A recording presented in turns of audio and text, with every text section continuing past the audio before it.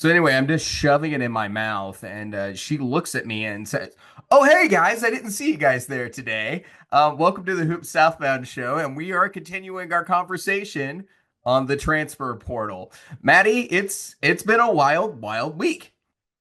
It has. It felt like every 2 seconds I would see some kind of portal update. But, at least we can have closure. And that's what every good relationship needs here. And the portal has officially closed. So we've got a lot to talk about.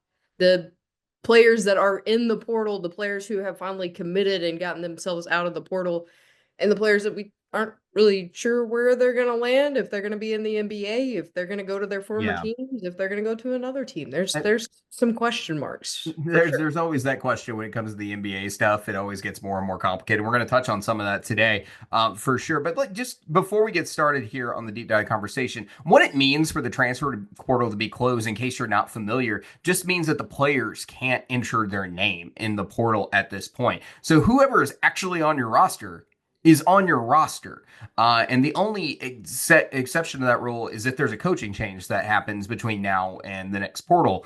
So that's when they can enter it in outside the portal being closed. So players can still be coming in. There's just no one else who should be leaving your team unless their name has been put in and it just hasn't come out publicly yet. So there are applications that are still not applications, but names entered that are still being processed. So a few more names will pop up from here to there, but for the most part, it's done. So let's go ahead and let's start with today's triple double, which we're doing things a little bit differently on the show, trying out the new format for the new season. These are the top three stories of the week as the two of us talk about them. Triple double, hence the name. Two top 10 available players have committed to SEC schools. That's based on our last top 10 available board that we did in the last episode. And let's start with Florida, the national champions, where Xavian Lee committed to the Gators. Big time ad here, top 30 player on Evan Mia and 24/7, top 50 on 3. He's one of the top 15 point guards in this portal class this year. This is what Lee had to say. Florida just honestly checked all the boxes. It felt like the perfect fit. The team has a really good culture, and it's something I want to be a part of and build on. So I'm super excited for this opportunity. Lee is a two-time first-team All-Ivy League selection. He averaged 16.9 points per game, 6.1 rebounds, and 5.5 assists last season, and he shot nearly 37% from three. Top-end offensive player and a very good facilitator. He should be expected to be a starter next season for the Gators, and really rebuilding the backcourt has been one of the big things that needed to happen for the Gators this season, and getting a top-end guard is for sure on the priority list here. We've already had Denzel Aberdeen put his name in the portal and commit to another school. Walter Clayton, Will Richard, and Elijah Martin all out of eligibility and won't be on next year's Gator team. This was a really big ad. Maddie, thoughts on Xavian Lee real fast before we move to the other player who got added? Yeah, I mean, obviously, you're looking at Florida fresh off a national championship. So there's a lot of high expectations. And while you got some good recruits, you had a couple of guys that were able to stay and keep the chemistry together on this team. You still needed some good pieces, especially on that offensive end, with so many losing eligibility and other people, either testing the NBA waters or going to other teams from the transfer portal. You needed some solid guys to rebuild this roster to keep those high expectations, you know, at bay so that people weren't starting to chop off Todd Golden's head. Like, what are we won a national championship. Now we can't get players. Xavian Lee is the guy that silences all that, in my Yeah, I opinion. mean, it's a great ad. I mean, just the points speak for themselves. The production speaks for itself. But like, there is a level here. Like the front court for Florida is pretty much set for next season, and you're just waiting to see these guys who are testing the NBA draft waters how they're going to, turn it out. But everything else is pretty much set in that front court. It is just really about getting guys into the backcourt here to replace what you're losing. And no no ifs, ands, or buts, the majority of the star power on this Gators team from last year. They had some excellent guards on this team. So this was a really, really good ad, and it's one now that goes along with Alex Lloyd and can pair up well with him, and then also CJ Ingram, the 6'6" freshman who's coming in. So you've got some players to come in who are going to be young. You got some senior leadership now in this backcourt. Maybe just looking to add one more guard at this point with Aberdeen leaving. So just kind of finalizing everything and putting it together. But Isaiah Brown was the other guard that you were returning along with Klabzar, Urban Klabzar as well. So, like I said, front court was set. Just need a little bit more in that back court. That was the big replace there for the Gators. And one real quick on the Gators, Ruben Chinyanlu says that he is going to be testing the NBA waters. Be a minute before we hear back from him, and if he'll be rejoining this Gators team next season. Don't expect him necessarily to be a draft pick at this time, but never hurts to get feedback from scouts. We'll see how his process goes throughout this draft process here. The next player who got added came to Buckyball. MacKenzie Mgbako commits to Texas A&M. Mgbako was a 2-year starter at Indiana and a former McDonald's All-American. Very high-end potential player, but has some work to do on the shooting end of the court. Going through his stats from last season, they're decent looking at them. 12.2 points per game, 4.6 rebounds a game, 1.1 assists, shot 32.9% from the three, and 43.7% from the floor, 81% free throw shooter. He had over 65 career games with the Hoosiers, and just overall solid, highest rated player ever in Texas A&M program history. Did not hear much about Texas A&M being a serious player here until late. This was a bit of a surprising pickup, but it's a great one. There was a lot of talk about him going to NC State and being the leader there and playing for Will Wade next season. Instead, goes Buckyball. Signature moment there for Bucky McMillan, and he's still got tons of spots to fill on this A&M roster, but this is a very, very big one. And we'll hit the and one here real quick with the Aggies. Aggies also picked up Duke Miles from Oklahoma this week. Miles averaged 9.4 points per game, 2.5 rebounds, and 2 assists per game last season in Norman. Before Oklahoma, Miles had a solid career at the mid-major level, including places like High Point and Troy. He started all 34 games in his lone season there with the Sooners, shooting 51.4% from the field and 43% behind three, and also 83.1% from the free throw line. Miles also averaged 1.4 steals per game and led the Sooners with 22 steals in SEC play. Maddie, we can talk about either one you want to talk about here about this one. Obviously, Mgbako is the big story. Your thoughts on the ads here by Bucky McMillan coming into his first portal cycle with the Aggies? Yeah, I mean, I think looking at Mgbako, it's one of the kind of signatures I feel like for Buckyball. You find that diamond in the rough, help train him up a little bit, and he is going to shine and shimmer over in A&M with the Aggies. And then another spot with Duke Miles. He kind of took the back seat for Jeremiah Fears last year at Oklahoma, and I think it's just one of those things that the system didn't fit him well. But I could see him being a very high performer when it comes to Texas A&M and getting it done for Bucky McMillan. I feel like his system will fit Duke Miles very, very well. One thing I'm really just noticing here a lot with the players that McMillan's bringing in, he's doing the best thing he can do when you're having a total rebuild like this, and you're going to be portal dependent. It's go out there and find seniors and juniors, and Mgbako checks that box. He's going to be a junior coming into next season. Duke Miles is a graduate. You also go through the other guys that he's added, bringing with him from Sanford, Josh Holloway, junior there. Clements, senior. Lane's a senior. So a lot of guys on this team who are upperclassmen coming through the portal and just trying to find those pieces to really elevate this team in any area that he can. Try to get as much talent as possible, but get that experience as well. I think that's a really good recipe for at least finding a way to success. We've seen portal teams be really good and really bad, depending on the scenario, but I think you help your odds of it being a good portal team when you have seniors and with a combination of guys with talent. So I'll look forward to see how the rest of this team shakes up. Texas A&M still has plenty of spots to fill. They got 8 more spots to fill on this roster on the number of scholarships they have left over. I wouldn't even really say that they have a roster at this point, but they're close. They're close to having a roster at this point. Starting, Zach Clements out there at the 5 maybe, and then Mgbako at the 3 or 4. using that well, and then you got some guards that you can just fit in wherever you need to. But it is resembling that of a basketball team now for Bucky McMillan. It's a process, but it's just kind of how it's going to go forward from here, and it's what you expect out of a first year coach. And this is obviously a giant rebuild with the players who left to Maryland with Buzz and everything else. So those are the big. It's a good start. It's a signature moment for Bucky. Let's move on to the second big story here in the triple double, and that is actually non-portal related news, but still, in addition to a team next season, and that's Nate Ament committing to Tennessee. One of the best long-term prospects in the country.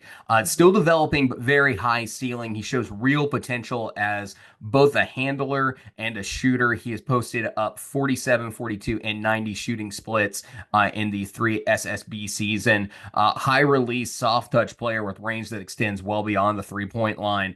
The most glaring limitation, though, right now for a Mets game is the lack of strength and his sheer force as a player. That's what Rick Barnes had to say about it. We are ecstatic to welcome Nate Ament and his fantastic family to Rocky Top. While everyone is aware of just how special a player Nate is, what really drew us to him throughout the recruiting process was the type of person he is. I also said a little bit about this kid being the next Kevin Durant, coming from the guy who coached Kevin Durant. Maddie, your thoughts on the fantastic freshman ad for Tennessee here? Yeah, I mean, I'm pretty sure there's a lot of coaches crying at the club right now. Nate Ament, I mean, one of the guys that I feel like everybody was after, once he started kind of looking around. And I feel like every post that was in relation to Nate Ament, you had people commenting on it, wanting him to go here, wanting him to go there. I mean, I know they're really wanting him over in Duke, North Carolina, Kentucky was riding hard for him. Arkansas, yeah. Arkansas was, high up there on the list. And, I feel like with Tennessee, the way that they've put together their teams the last few seasons, he could be huge for Rick Barnes, and I, Rick Barnes could be huge for him. I was going to say, I 100% agree he can be huge.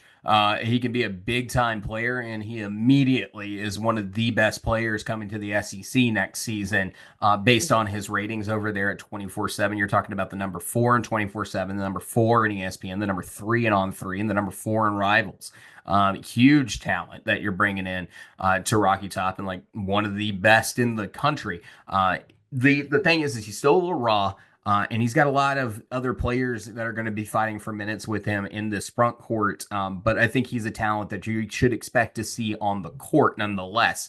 Additionally, like I think this finishes rounding out what Tennessee's front court's going to look like next season because it's going to be young. I want everybody to realize that. You got JP Estrella, who's going to be a third-year player, but missed most of the season last year with an injury. Cade Phillips, who saw limited minutes last year for Tennessee, but he's entering his junior season, didn't play much in the seasons prior.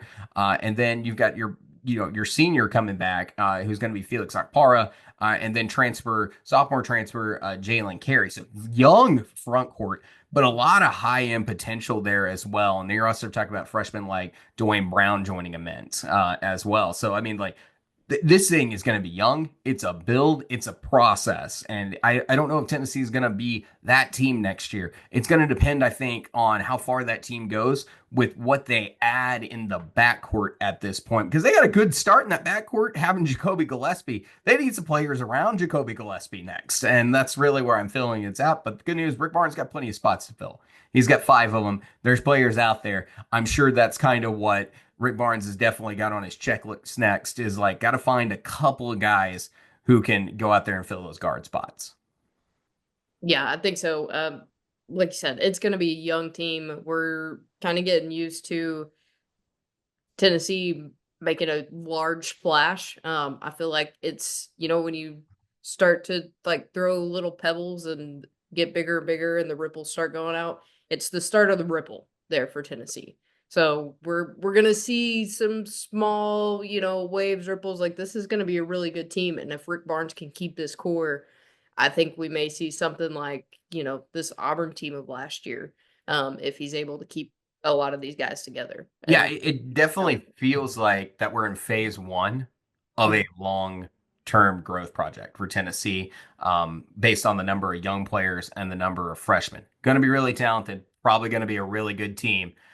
How much of this core keeps returning to the next season, and what's it going to look like year to year, and that continuity that you have on the roster, because we've seen how successful those teams have been with continuity on the roster. Yeah. All right, and our final big story in the triple double here. Let's turn to Arkansas real fast. This feels a little bit old, but it was actually happened within a week ago.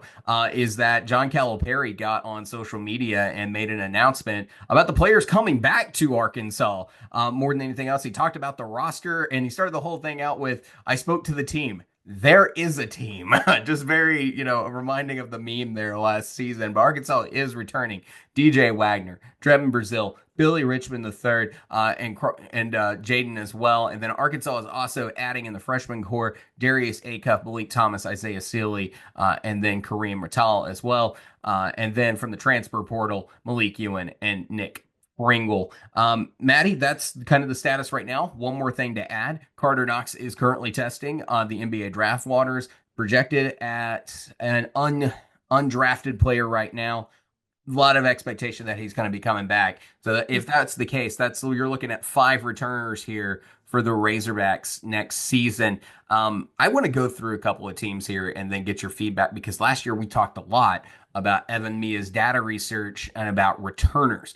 And how much of your minutes that you're returning and everything else right now. Arkansas is returning currently 47.6% of last year's minutes without Carter Knox, and 4 players on the 4 players that they're returning. Returning Carter Knox, I feel like, would be huge for this team next season. And Texas A&M last year, they finished 5th in the SEC. They had 8 returners. Auburn last year had 7 returners. That was the first place team in the SEC. Florida last year had 7 returners. They were 2nd in the SEC, won the SEC tournament, and obviously won a national championship. Tennessee last year, 6 returners. They finished 4th in the SEC. Alabama had 5 returners, like it's looking like Arkansas might be at. They finished 3rd in the SEC. How big do you think the retention portion of this is going to be for the Razorbacks next year? I mean, I think it's huge. I think there are several points to focus on. Like you said, you've got minutes, so you've got returning talent. You've got guys that know the system, that can get it together and are going to mesh really well with the coaching program. And then on the other side of that, you're going to already have chemistry, which in the world of the portal is hard to find, I feel like, to where it used to be, because, you're having to figure out how these other guys play.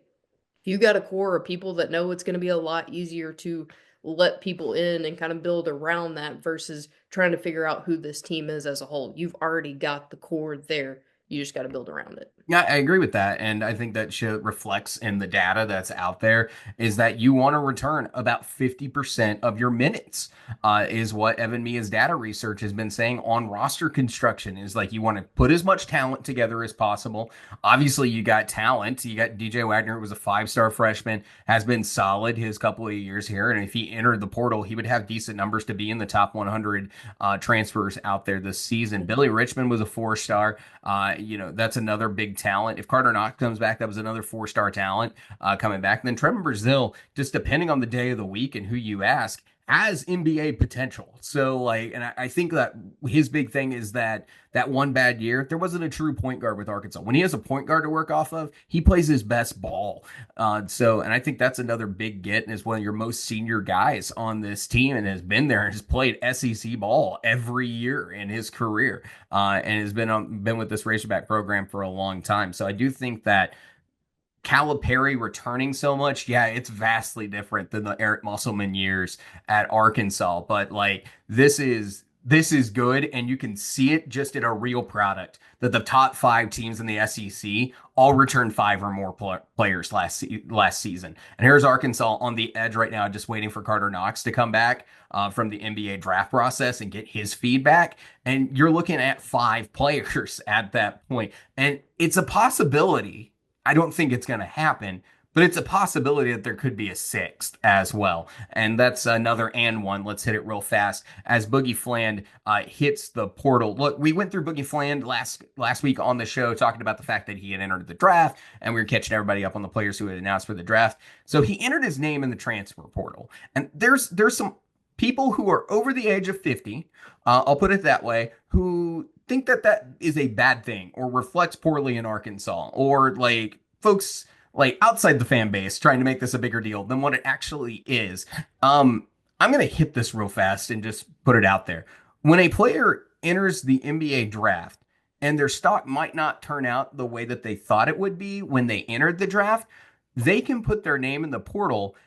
And what that gives you is the opportunity for the player to protect themselves. A lot of agents are out there telling their players to do this. We kind of saw Trevor Brazile do this last year. And what it does is you get into the draft, you get through the draft process, you don't think your prospects are going to turn out to what it was. Like, let's say Boogie Fland is a mid-second round draft pick. We talked about it a while ago. The money at that mid-second round draft pick is you actually have the potential maybe to make more money in college off your NIL deals these days. So you might consider college being a better option. You come back to your old team and you go, you got a spot for me.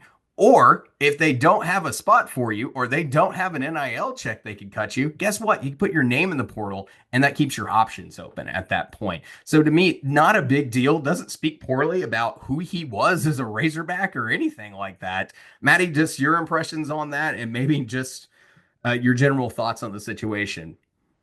Yeah, I mean, I talked to some people about it a couple days ago.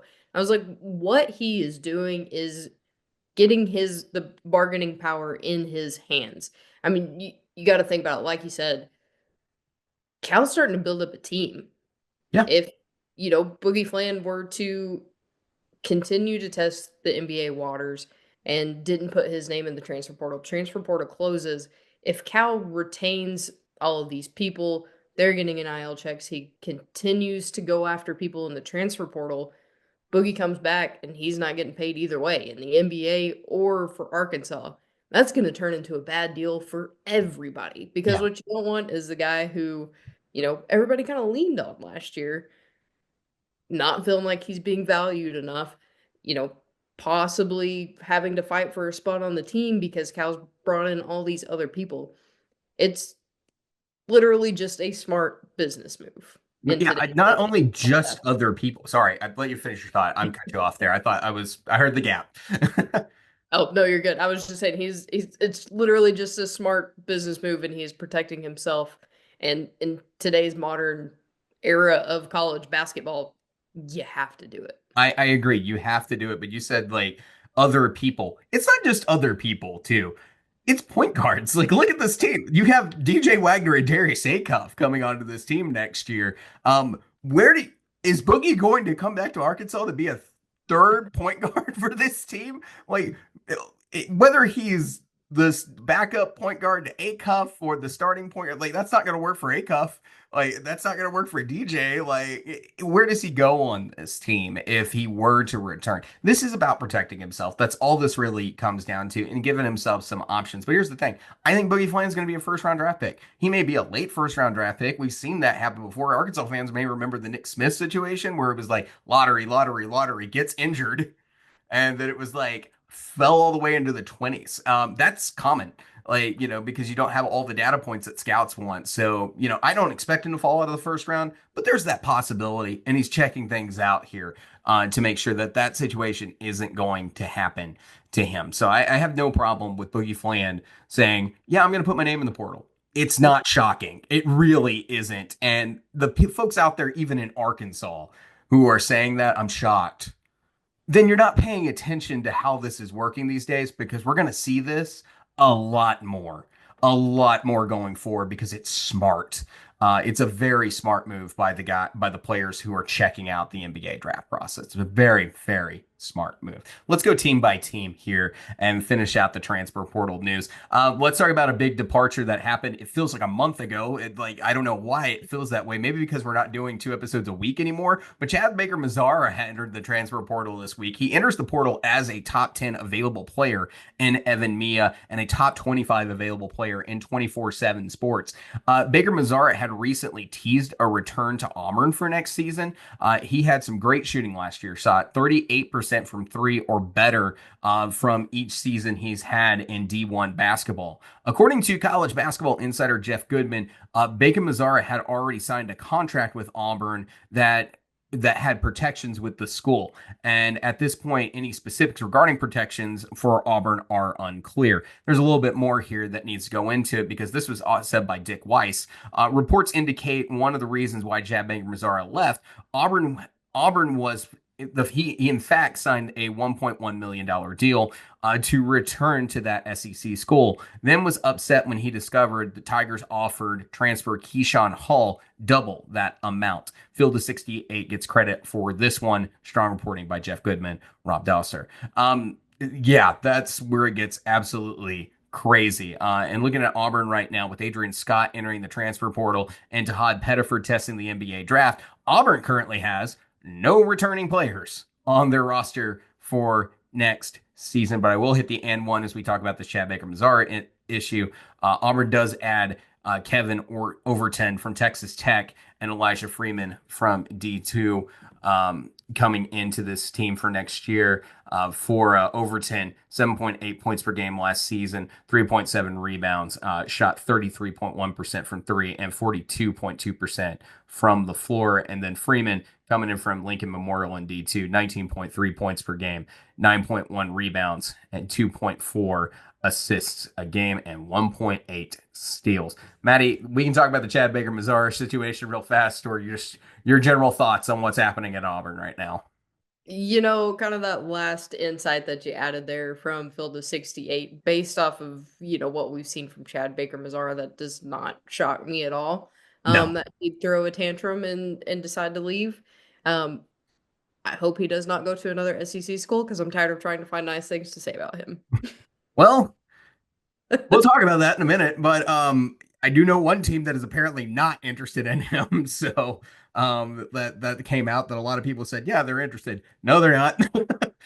So that was also a thing this week. But like Chad Baker-Mazara, look, the numbers are great, everything's great, and like he's had just some moments that you just really don't like, and the kind of things that surround the things that he does on the court, off the court, however you want to define it, whether it's yelling at the other team's coach or it's going out there and, just throwing elbows out on dudes to get yourself ejected in the middle of an NCAA tournament game, or, try whatever it is, because we've seen enough of this that he is that dude that you hate if he's not on your team, Mm. and you hate less when he is on your team. Like that's really the Chad Baker-Mazara conundrum. And that is so. I don't think many teams want that, and I think the money situation with Auburn's going to get really complicated, especially with all the stuff that's coming out right now with the Arkansas Tennessee stuff with Nico and Madden. Like right now with how that's going. So who knows, like, really how this is going to play out. But what I do know is that there's no continuity from a Final Four team now to Auburn next season. It's going to be brand new unless Chad Baker-Mazara returns and Tahad Pettiford come back, which right now, Tahad Pettiford might be a first-round draft pick. So let's consider that also as well. But yeah, there's no continuity from a Final Four team to this next coming year. What exactly are you going to expect out of Auburn? Because it's all going to be hypothetical on, are these talented players all going to work together?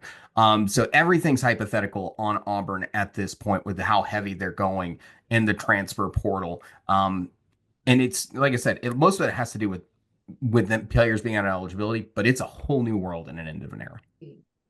Yeah, I mean, I really think that we are going to be talking about Auburn the way we talked about South Carolina last season. We I mean, might.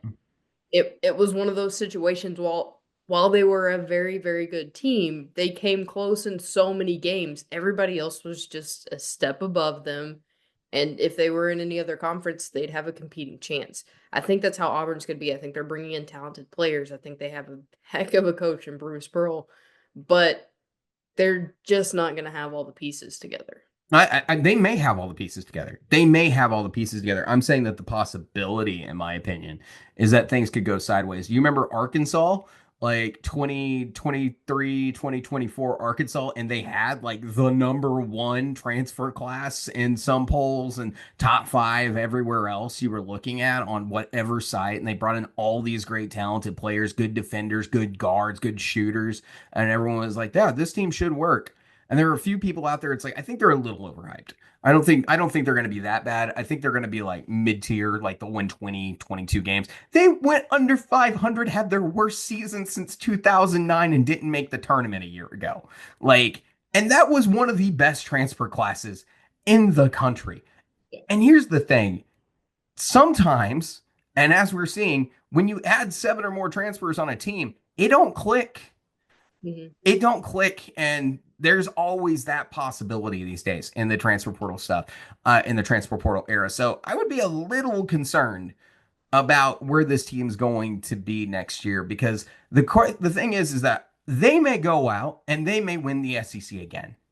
They also could miss the tournament. There is no way of really telling, besides just going through this and just. I think this is how it'll play out. We'll see. But there's a lot there. There's a lot that has to go right. And you've got two JUCO players and a D2 player that you're bringing up on this team too. So there's a lot of moving variables on who this team is going to be next season. So that's my biggest take on this. I'm going to watch with extreme interest to see how Auburn shapes up throughout the rest of this season. I can't wait to deep dive on that roster further to see how it all clicks. But yeah, wide variations of where this can turn out. Let's go to Kentucky real fast on the next team that had headlines this week. First one, Denzel Aberdeen, who we mentioned earlier with Florida, has committed to Kentucky. Aberdeen made 39 appearances and 5 starts for the Gators this past season. He averaged 7.7 points per game, 1.7 rebounds, and 1.4 assists, and played 19.7 minutes per game. A lot of sevens in there. 6'5" guard, shot 41.8% from the field and 35% from three. Aberdeen played a smaller role for the Gators his first 2 seasons at Florida, especially in his freshman season where he only played about 3.5 minutes per game.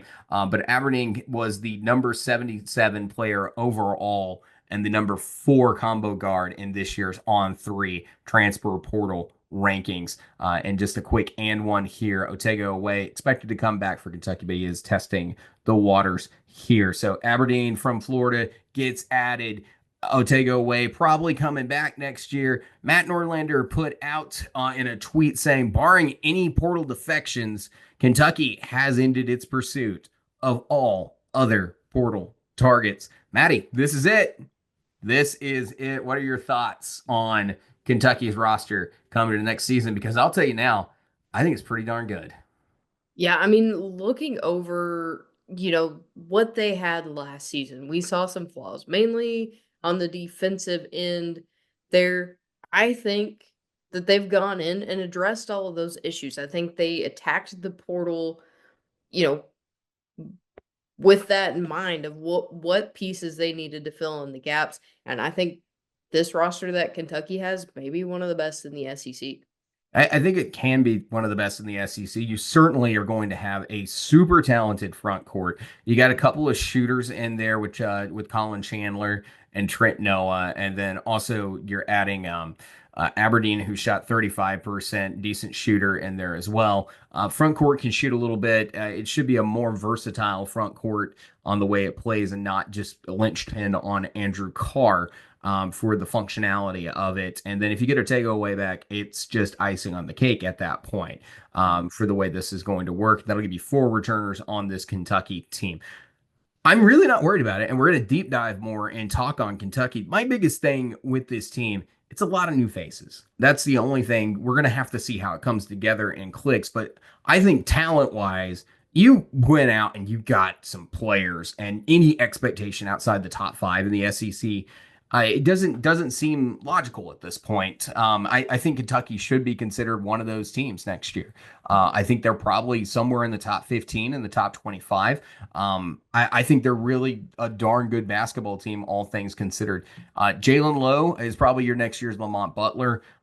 You expect him to turn his 3-point shooting volume down just a little bit. Cam Williams is a kind of do-it-all guy. Mohamed Diabate is a really tough defender. Jaden JQ is a really all-around good big man. And then you got like I said, Yelovic out there at 6'10" as a really good forward as well, and some solid freshmen being added to this team. Like I said, it's really going to be these new faces and how they blend, and then the added playing role and the added minutes for Colin Chandler and Trent Noah and how they play with more minutes. They looked solid last year, but remember these guys averaged 2.7 points per game last year, so not a ton of playing time overall. But I like what Kentucky has put together. We just got to see if it clicks really. Yeah, for sure.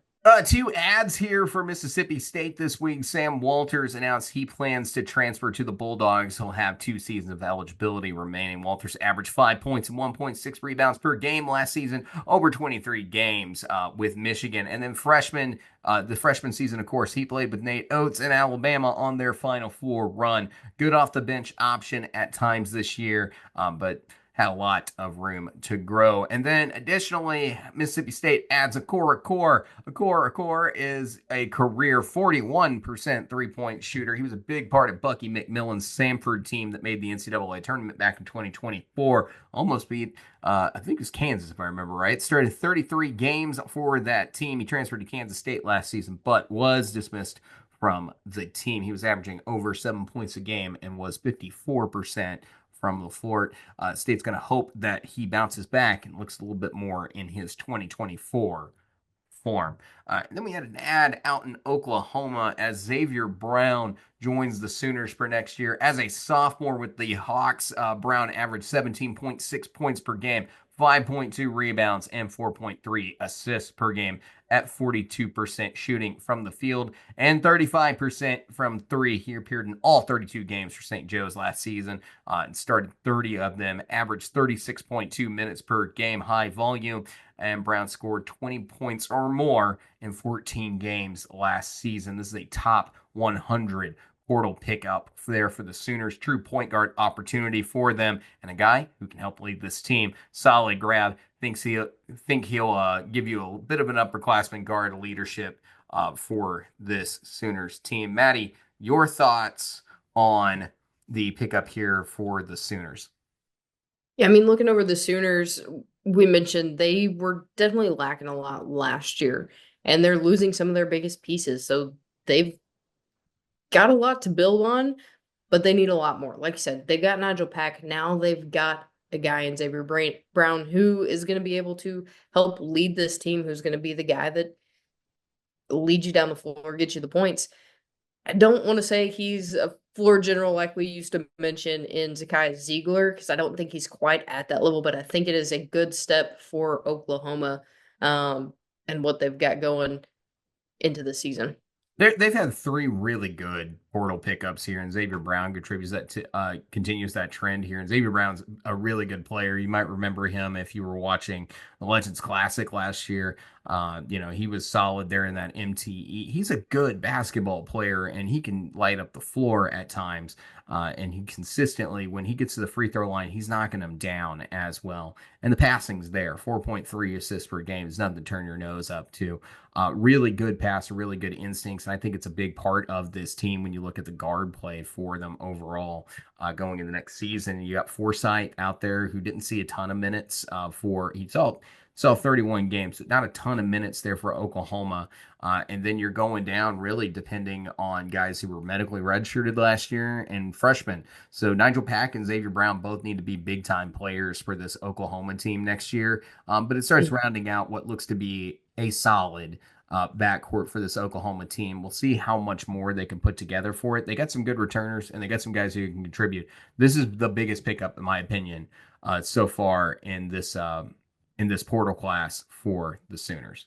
Let's jump to the last team we're talking about here, and that's South Carolina. Yeah, this also happened in the last week. Back in March, North Dakota transfer guard Trayson Eaglestaff decided to commit to South Carolina. He has now chosen to not go to Columbia and play for South Carolina. Now he's back in the portal. Well, actually, he's not in the portal anymore. He's at West Virginia. Eaglestaff was one of the leading scorers this season, averaging 18.9 points per game, 2.8 rebounds, and 2.4 assists a game. And he scored 40 points on Alabama back in December. Good news is South Carolina added a big player and probably one of their best ads so far in this portal class, and that's Mike Shaw-Rob-Jumps. Mike Shaw-Rob-Jumps is a former four-star prospect who will give the Gamecocks versatility in shooting and ball handling and also a lot of size at 6'9". Last season at Utah, he averaged 7.2 points per game and 3.4 rebounds. It started in 29 of 33 games there for Utah.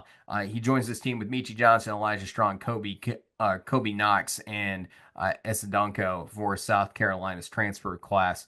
He is the highest rated transfer among the bunch and will look to make an immediate impact for the Gamecocks next season. Maddie, any additional thoughts here on anything else that you noticed this week? Yeah, I mean, like we said, it was a lot. There was a lot of impact going on, but I'm excited to see, some of these last minute portal entries. I think they haven't announced. I think there's a few on the list that we're kind of waiting to come out. And who ends up grabbing these people? There's still a lot of really good players left in the portal. And like we mentioned, there's a lot of teams that still need a lot of pieces. I mean, when you look over it, you got PJ Haggerty still out there. He's one of the best players, could possibly be one of the best players in college basketball, if he kind of picks up some slack that he was lacking over in Memphis last season. But I mean, Arkansas still needs players. South Carolina still needs players.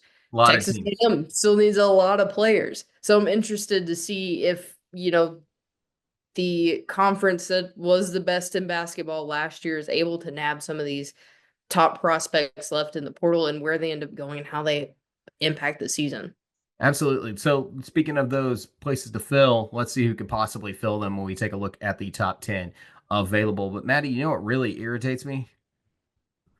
What? Players with no eligibility entering the transfer portal. This I think is that's irritating a lot of people. yeah, this has been wild. So this is the top 10 available. And then I'm going to explain the top 10 available. According to Evan Mia right now, the top 10 available players in the portal right now are number one, Boogie Fland, who we talked about at the top of the show, Darian Williams out of Texas Tech, Baker-Mazara out of Auburn, PJ Haggerty out of Memphis, Julian Reese out of Maryland, Dawson Garcia out of Minnesota, Ian Shefflin out of Clemson, Ian Martinez out of Utah State, Jameer Watkins out of Florida State, and Pierre Brooks out of Butler. Hey, there's something up with this. Like over half these dudes don't have college eligibility yet. What's up with that? Well, here's the reason why. One of the reasons, if you read Mike Walters' article over there at Syracuse, one of the reasons for these players confusing entries into the transfer portal is their long-awaited decision in the House versus NCAA antitrust settlement case. These players are putting their names in the portal just in the event the judge in this case issues an injunction or renders a decision that could change the NCAA eligibility rules. This is what Darren Heitner, an attorney and very prominent in the NIL space, had to say. Athletes are simply preserving their right to potentially transfer while maintaining leverage with their existing institutions. Should an athlete gain additional eligibility, then in the absence of doing this, he would not have the capacity to immediately transfer and would not have the same bargaining power with the school he most recently enrolled at. Maddie, I get it. It's just really annoying, and I would really like the House case to be resolved at this point. And just personal opinion before we go through players who might actually play basketball next season, or have a greater chance of playing basketball next season. I would 5 years is enough. Like 5 years is enough. Like really, it is. And I mean, even just like you can make special circumstances for guys who are pursuing advanced degrees. Like Bosman Verdonk, who played at South Carolina, was in his second year of law school last season. So like I'm just saying, like, there are guys out there that you should actually consider this for. But let's not forget, this is college basketball at the end of the day. And yeah, it took me 8 years to finish my degree. I have two of them because that's why it took me so long. So like, yeah, I don't think that every player out there should be getting 10 years to play college basketball or something crazy about the eligibility rules. I think that just goes a little too ridiculous. I believe in making exceptions for medical for red shirts, for medical red shirts. I believe for players who are entering graduate programs, there should be some extended eligibility. I don't want to see it abused. And I don't want to see players get to play college basketball at a college institution like they're professional athletes and be there forever. Any quick thoughts on that before I go through guys who might actually play ball next season? Yeah, I mean, if you're eligible for your insurance to be decreased because you're finally of that age, like get out of the college basketball space. I mean, that's the one thing. Like, I mean, they're hanging on for dear life at this point. If you're not going to the NBA, dude, nobody wants to see you playing with 18-year-olds at this point. Like, it's just one of those things. I feel like the COVID rule, kind of made it a little bit more acceptable. So these guys are like, okay, well, we still need more time. No, you don't. Like, yes, it was unfortunate. A lot of people missed out on a lot of things because of COVID, but just because you didn't get to go anywhere for a year doesn't mean you should get three extra years to play basketball. I get that, and like, yeah, I do think that some of this is like during the COVID and like COVID stuff and the portal and NIL coming all together at that exact same time has created this situation. We're just gonna have to wait for a court ruling at this point that says no, this is still college basketball, and that this is the end of the story, or if it's something else. And I really think if you change the eligibility, if you do something drastic, let me rephrase that. I have no problem with adjustments on eligibility. But if you do something drastic, I think it takes away from what college sports is supposed to be. And that's when we start getting into stupid territory. Just my personal opinion. So let's go to the top 10 available with my own research. I am human, so if I messed up on one of these, I'm sorry. But I went through the guys who were on Evan Mia and checked one by one how much eligibility they might have. And I think I have the list of guys who can actually play basketball under current rules. So the top 10 available with eligibility, I present to you Boogie Fland at number one, Darian Williams at number two, Chad Baker-Mazara at number three. Yes, he applies in the new JUCO rule. PJ Haggerty at number four, Jameer Watkins at number five, Doug McDaniel at number six, Isaiah Swoop out of St. Louis, RJ Lewis out of St. John's, Brozovic out of Charleston, and then Frederico out of Texas Tech. Some of the rumors that are out there in the mill right now: Chad Baker-Mazara was rumored to possibly be interested in Arkansas, but right now rumors are kind of indicating that the SEC teams in the mix right now. Kentucky, Auburn's still in existence, possibly. We'll have to see how much Kentucky is willing to go for Chad Baker-Mazara. But based on the talk coming out of Matt Norlander and everyone else, this rumor may not have much foundation. Don't know what the Chad Baker-Mazara situation is at this point, and if Kentucky's actually interested in Chad Baker-Mazara. Possibly not. Maddie, you were mentioning PJ Haggerty earlier. A lot of talk about him possibly heading to join Sean Miller and Texas down there. One of the highest rated guards here in the class. That's where the rumors are headed right now. And then Jameer Watkins, a little bit of talk about him in Kentucky and Arkansas, but a lot of talk mainly about the NBA at this point. And then Frederico, a little bit of talk right now in the rumor mill about him possibly heading to Auburn, which would add another solid front court player if that were the case. But right now, I just want everyone to know most of this is rumors. It's a lot of rumors and chats that I'm just looking at popping up in discords all over the place. Not a lot of strong ties anywhere that I'm seeing right now. That might change in the next couple of days on who's who and who's what.